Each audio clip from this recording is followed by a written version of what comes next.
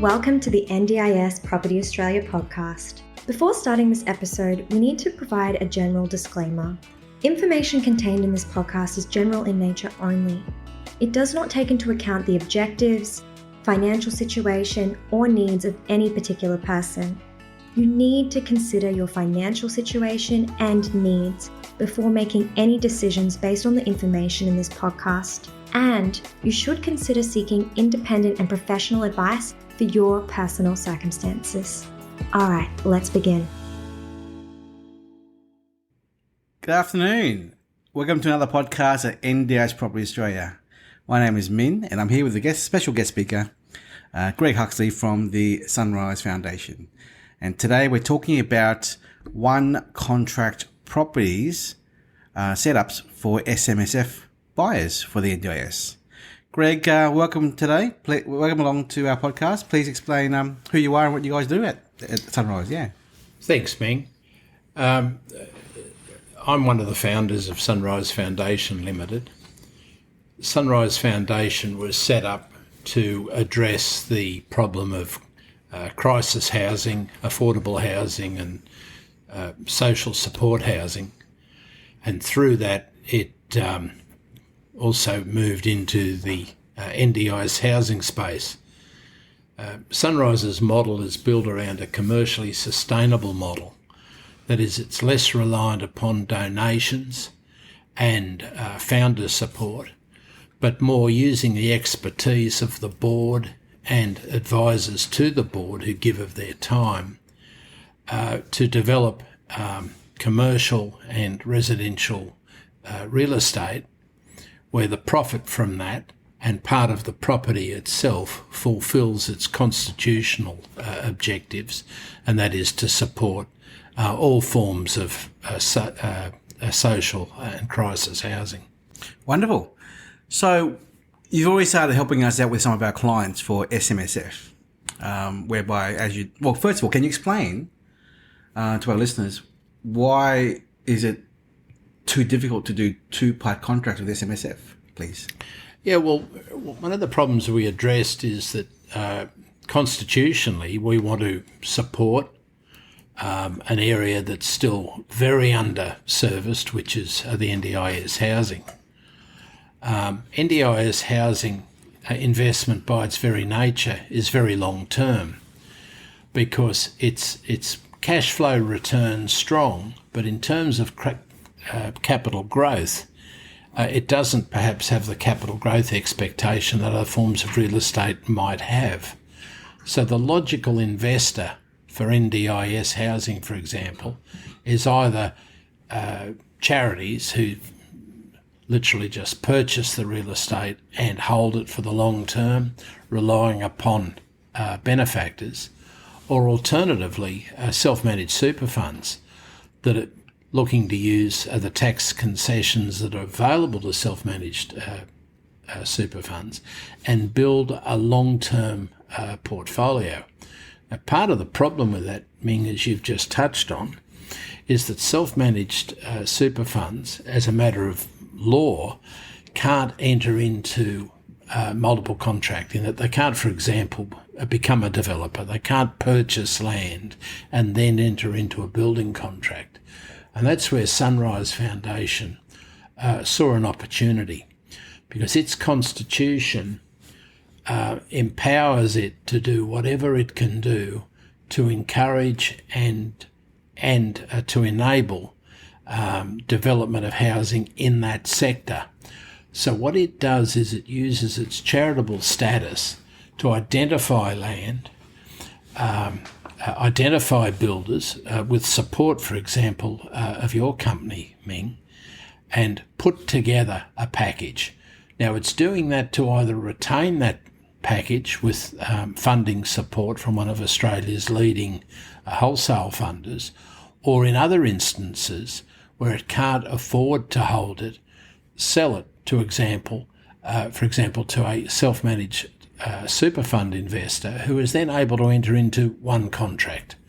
So they can come to us and say, right, we are looking for a completed project, and Sunrise Foundation can do it with funding support, the expertise of its directors, put the package together and deliver it on a cost-effective basis to a self-managed super fund investor. Wonderful. Is this a costly exercise for the SMSF?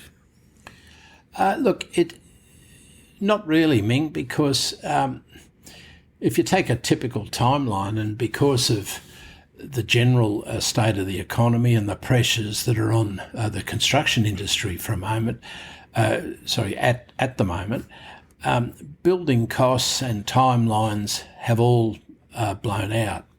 So Sunrise Foundation, because of the support it gets from one of Australia's leading wholesale financiers, accesses very cheap money.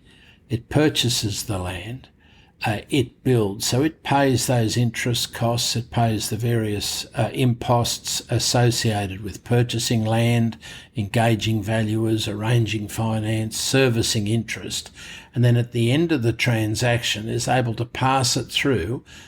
It reclaims those costs, adds a relatively small margin, which in effect is the profit return that the charity generates, which it can then use for its charitable works.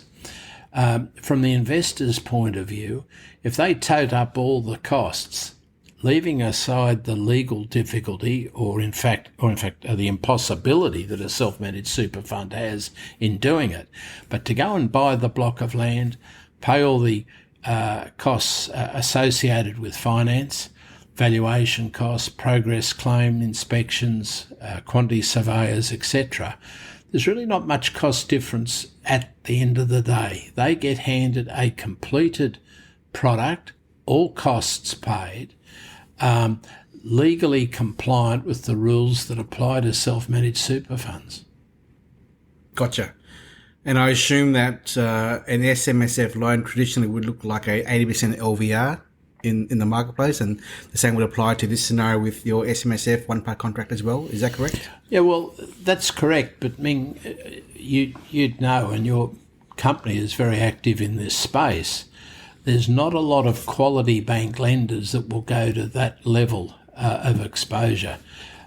This is one of the dilemmas facing self-managed superannuation funds, is that a lot of the major lenders are still coming to grips with the basis that they value these assets. They failed to take into account the level of return that you get from this type of property investment. And for example, a typical problem that we've needed to deal with is you have a 3-bedroom SDA compliant NDIS style house in the same street as a standard residential home. Yep. There's a lot more investment and construction cost goes into the SDA approved home, but it's reflected in a rate of return that can sit anywhere between 10 and 12, 13%, whereas a residence in the same street might be 3 or 4%. So we've had to work hard with funders, and we do achieve an 80% or better loan to value ratio without the imposts of LMI and some of those other costs. Yep. Yeah, I think I've seen the last year or 2 years other lenders out there with 80% maximum or 70% or 60% or even 50% LVRs as their standard for SMSF lending. So I think we think it's wonderful that your company with this wholesale funder can deliver an 80% LVR product for an SMSF based on valuations, based on commercial calculations. Yeah, well, what it means is that a cautiously managed, self-managed super fund portfolio, by committing less cash to one particular investment, can establish a geographic spread. So you don't have to isolate yourself, for example, to one investment in one area. Some areas perform a little better than others, and even longer term. No one's got a crystal ball. So by borrowing, for example, 80%, and you've got a good margin between your cost of funds and your likely return, rather than buying one with a 60% LVR and committing all of your cash to one property, you can buy two properties, gear them to 80%. You've got a good spread. You're increasing your income earn, establishing geographic spread, and that gives you a safety margin into the future. Is there any benefit in providing a bigger deposit to make it a 60% LVR with this wholesale funder you refer to? No, because they're not penalised with LMI, which is the normal buffer that, for example, a traditional bank might apply. The particular funder that we work in conjunction with have embraced a commercial valuation model. So the valuers are taking a more realistic position. They're looking less at the value of the bricks and mortar and more at the sustainable cash flow, which, when all said and done, is underwritten by the federal government. It has CPI built in. It's very hard to come up with a safer income stream in terms of real estate investment. Gotcha. For the benefit of explaining to our listeners, what does a wholesale funder mean? A wholesale funder is traditionally one who, for example, brings in funds from, say, overseas banks, may even have warehouse funds with the Australian banks. It manages the money and places it with retail outlets. In the last 10 years, 15 years, perhaps even a little more, a lot of brands have popped up who put together residential loans and investment loans. And a lot of the names out there wouldn't be known to people. Every time you look, there seems to be a new lender pop up. But those people do the retail end of lending. They take the loan application and they process it and they do the credit checks and they package it up and they put it together. And a wholesale funder then provides the money. And all they do is they provide a block of money to that retail outlet at a rate. The retail outlet adds a margin to it. That margin usually equates to risk. Risk takes into account LVR, whether it's 80% or 90% or 95%. They sometimes have to cost in LMI. We've got the benefit of being able to deal directly with the wholesale funder in terms of the foundation's financing. That puts us at one less layer of overhead.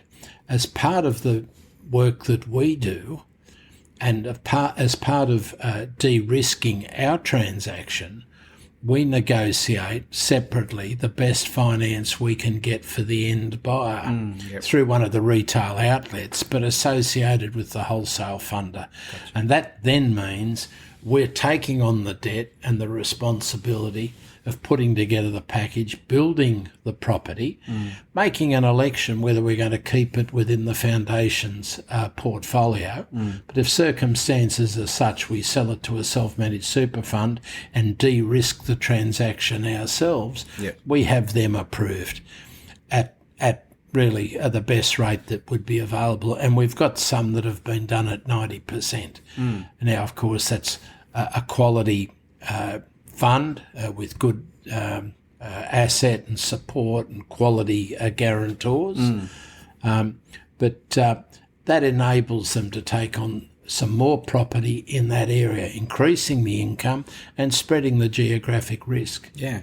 I think you emailed us recently showing the article from choice.com.au showing other SMSF loan products in the marketplace. And those interest rates compared to what you're offering from a wholesale funder's point of view, your rates were even cheaper than those. So it's a better product and a cheaper product. Yeah, look, we've been very lucky there. We managed, because of other work that the foundation was doing in the crisis housing area, we met up with a major funder who was looking to give support in the charitable space. And the relationship really built from there. And by, again, being able to tap in to wholesale rates and even their retail rate for investors who do take one of the properties from the foundation tend to be under market. But the main benefit is higher LVR, and that's come about coupled with a more intelligent approach to the valuation challenge. And slowly they're changing, they're acknowledging, as in commercial real estate, Ming, we've actually talked about this ourselves. We were discussing shopping centres, for example. A shopping centre is not valued as a pile of bricks on a block of land. They take, for example, a lease from a major retailer, such as Woolworths, and they say, well, here's $1 million a year coming in on a 20-year lease. We'll capitalise that at 3 or 4%. That building is worth 20 to 30 million. But as a block of dirt with a pile of bricks on it, it wouldn't be worth anything like 20 million. It's worth 20 million because of the income stream. These NDIS, SDA approved properties, their value is that income stream because it's a long-term government supported income stream with CPI. It's hard to come up with a better income mix for a piece of real estate. And the other benefit of that, which we've not talked about, is that not only is a family building their own wealth and providing for their own future, they're actually helping people now who need support and help. Exactly. The recent budget has acknowledged that. It appears that the Labor opposition at this stage is fully supportive of those initiatives. So it's a sector that's going to continue to get regulatory and federal government funding and support. So this is an opportunity for investors to invest in their own future and their own families and do some good at the same time to meet the enormous shortage of housing in that sector. Yeah. I remember a year and a half ago, the government had a few years ago, the federal government had a $22 billion budget per year moving forwards. And then 6 months ago, it became $30 billion a year for the next 3 years. And now, as of the budget, the budget's just come down. They've announced 40 odd billion. 40 billion. In fact, it's approaching, I think, the total budget for Medicare, which I think was something like 50 odd billion. I think if you look at the news, you'll say 157 billion for the next 4 years, which is basically 40 billion a year for the next 4 years, which is almost double what the plan was originally. I think Medicare is 50 billion a year, and NDIS is now looking at 40 billion a year. And no doubt it will increase by 10% per year. Yeah, well, they've allowed a 9-point-something% increase annually. And but even with that, when you look at the numbers and break the numbers down of the waiting lists and the people who are looking for housing support, I think we were talking today in Victoria, for example, they haven't accommodated for 10% of the waiting list at the moment. So there's a crying need for the property. It's got government support.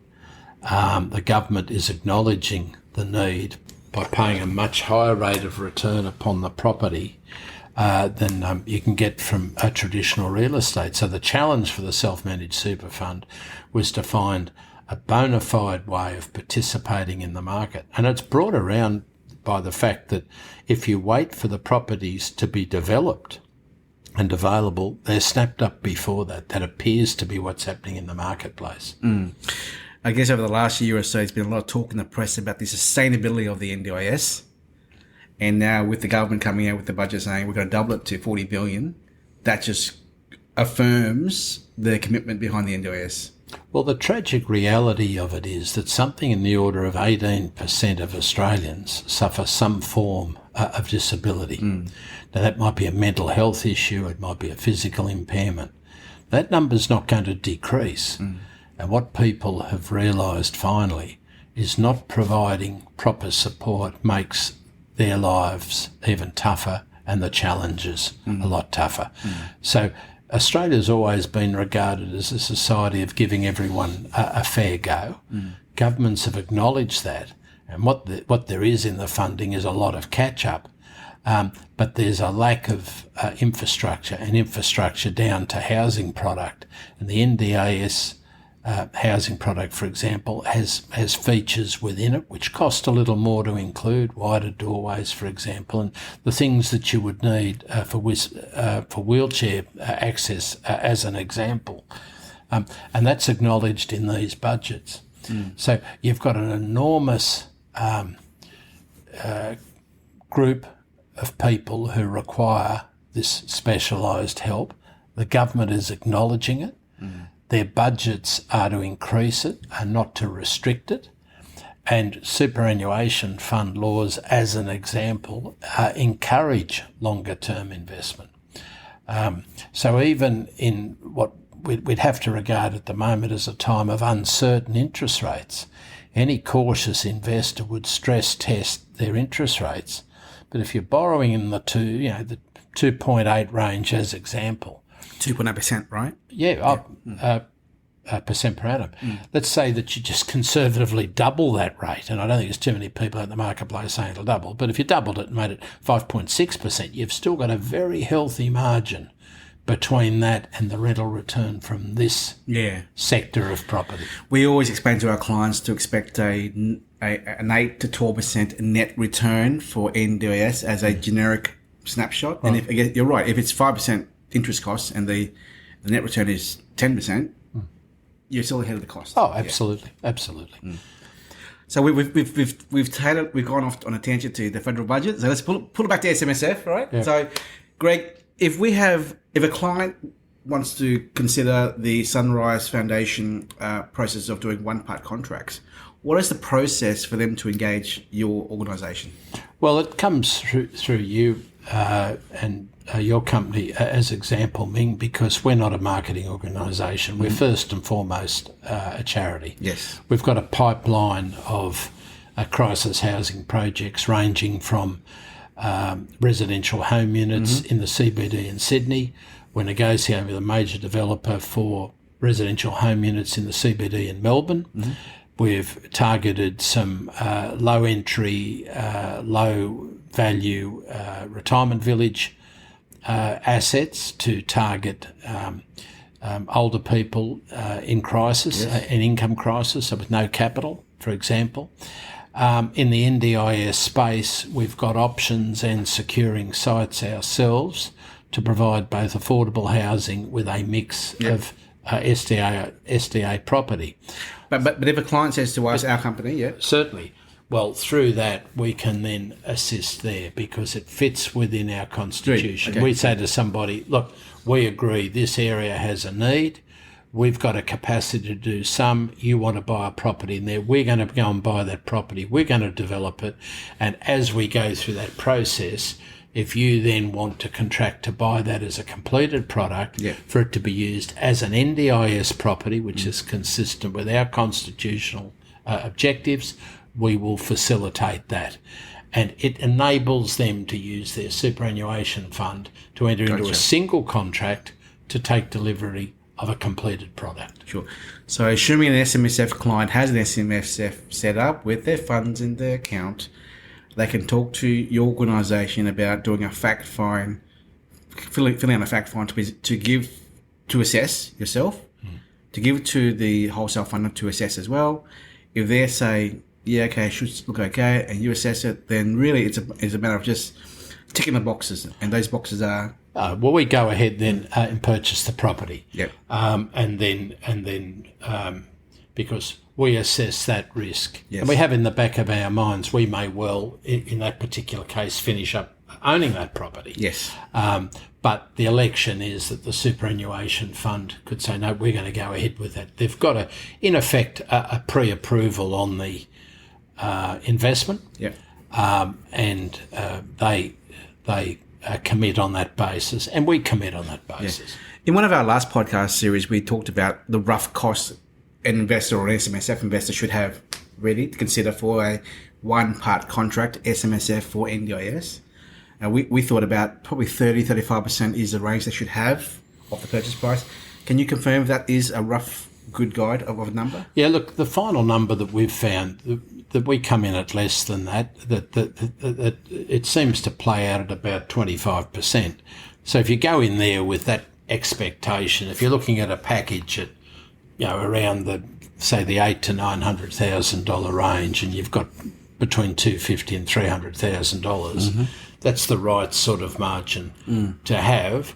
And then as things get closer to completion, as I said, we've done an SMS facility at 90% of valuation. It was a quality fund, good income streams, there were good contributions going into it.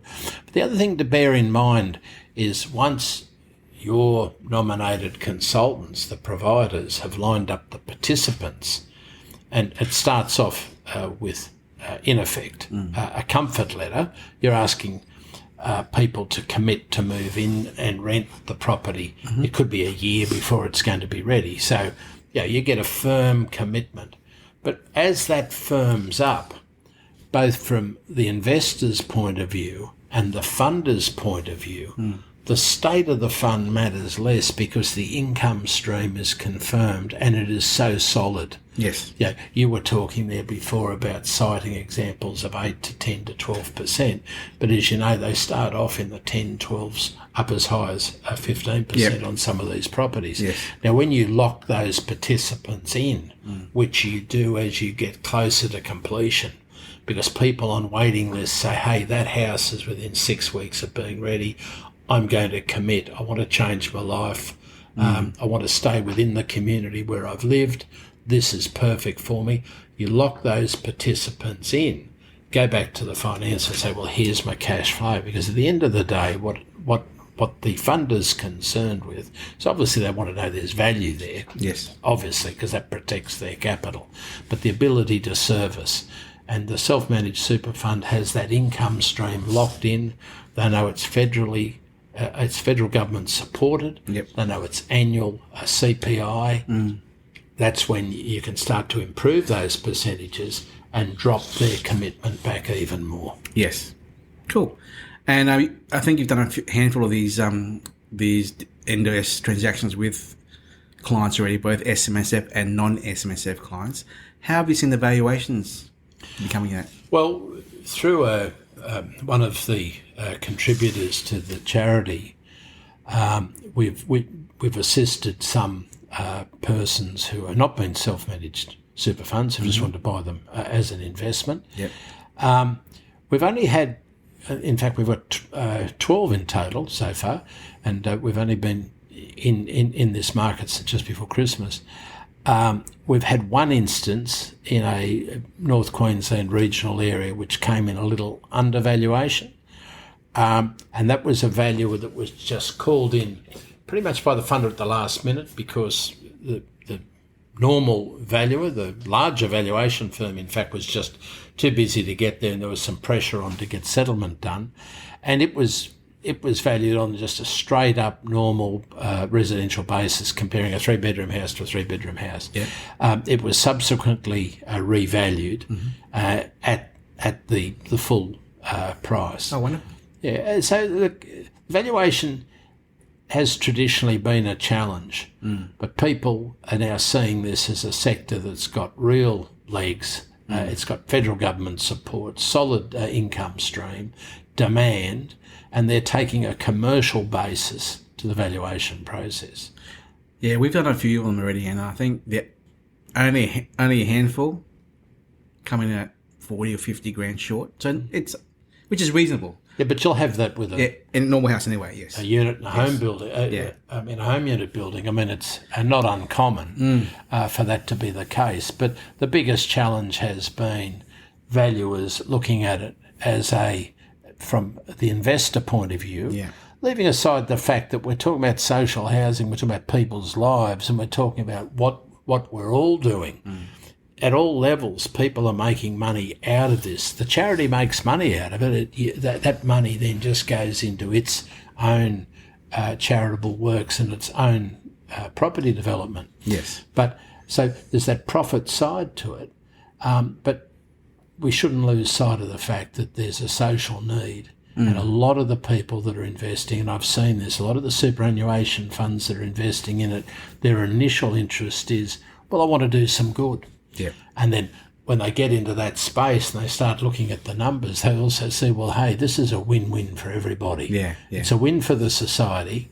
It's a win for their investment and their super fund. A typical age bracket seems to be sort of late 30s, 40s, early 50s. These people have got anywhere from sort of 20 to 15 years sort of to go.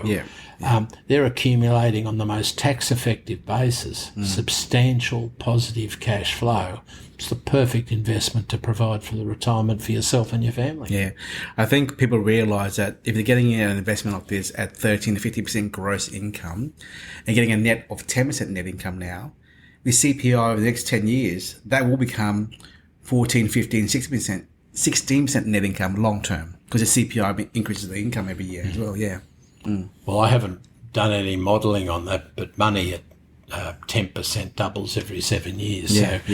I suppose we could work back to they're talking about inflation when we first started talking Christmas timing about some of this.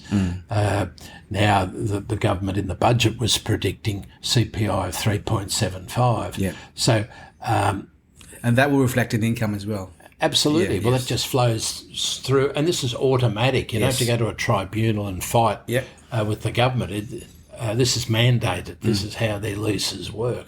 So you've got this ratcheting clause. The rents go up; they don't come back, and there will be solid demand just because of the sheer numbers. Yeah. So, in a nutshell, I think we've covered a lot in the last 30 minutes about how Sunrise does help with SMSF one-part contracts. We talked about how the government is really behind the NDIS now, the NDIA, sorry, and then also valuations and SDA products in its own right. So, are there any final pieces of advice you have, Greg, for wannabe SMSF investors or even normal investors for SDA? Oh, well, no, Ming, I think we've covered it all. As I said, I think from the Foundation's point of view, its driver is to fulfil its charitable objectives.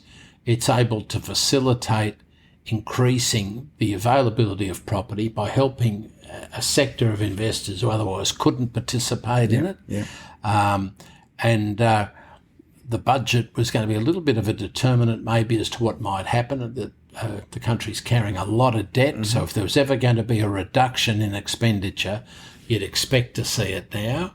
But in fact, it was a substantial increase, given that the NDIS was originally a Labor initiative, and I'm not a political pollster or tipster, but there's probably a reasonable chance of a change of government.